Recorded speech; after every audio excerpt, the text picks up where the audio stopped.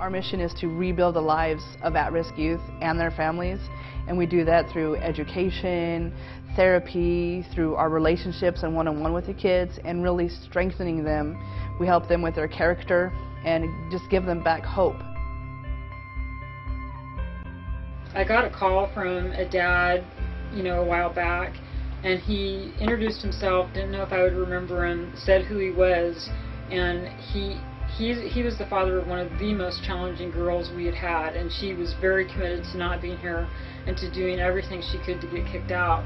And yet this kid, through a lot of effort, through connecting, through finding out what her passion was, and through obviously getting sober and getting serious about her recovery, she not only graduated successfully, but she went on to Berkeley.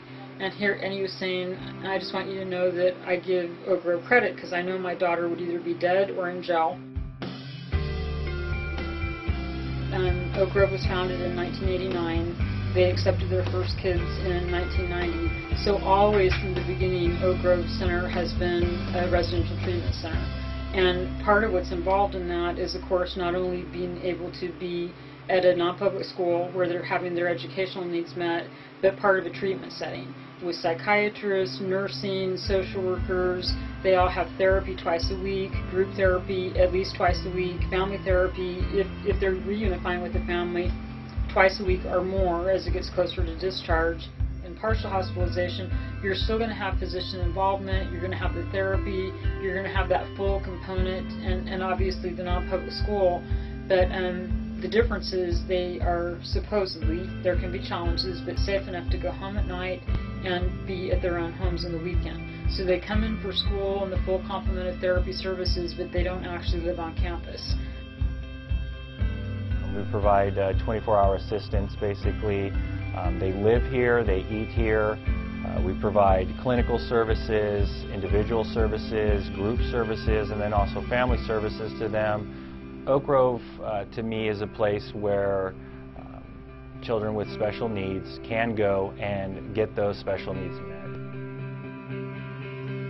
We have several programs, but each of them are based on a strength-based program.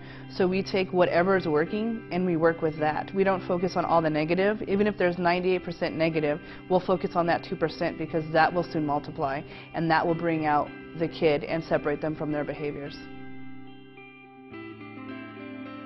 Oak Grove is accredited by the Western Association of Schools and Colleges and also certified by the state of California. And what that means is that we are able to provide curriculum comparable to the public school settings, and we're able to offer our students the opportunity to earn diplomas through Jack Weaver School and Oak Grove at the Ranch. And with the partial hospitalization, you could look at it as a step down from residential when a child's been in the residential placement at some of the local hospitals, and they're stepping down to a least restrictive environment, or before they need a higher level of care.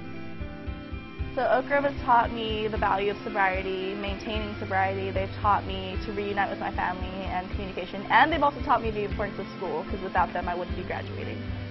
We probably see every resident every day, once or twice a day. So we have 76 that live here. So we see them usually in the morning, most of them at every med pass, and we have 5 to 6 med passes a day. They usually come to us having been through a variety of treatment settings, hospitalizations, outpatient settings, day treatment settings, specialized school settings. So they come to us having a long history of treatment approaches that really haven't worked, that have failed. So no one kid is the same. Each kid is unique in terms of their history, and the families are unique. So our therapists have to be really dynamic and problem-solving, and we try to use an approach that is self-correcting so that we're not providing treatment that isn't working. The kids that have learned to love music, visual arts, be involved in something artistic, it gives them a great life skill that they can do even when they leave, and they can connect with others. And obviously sports is wonderful too. We have a great sports program, but we were finding that we needed something more than just the sports for some kids to be able to connect with. We really found that applying music and drumming has tamed the savage beast, so to speak, because the kids have really been transformed by it.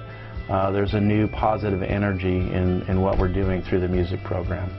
When you go down there, they might have a little activity and you go down there, and they really like that. They like that everybody here, no matter what department, you know, comes and watches their activities, the little plays they do, the award ceremonies they have. You know, a student raising their hand for the first time in class, you know, that means something. Or if we're a team and we're like a family, then the students know that they have someone they can turn to, and I think that's why we've been successful.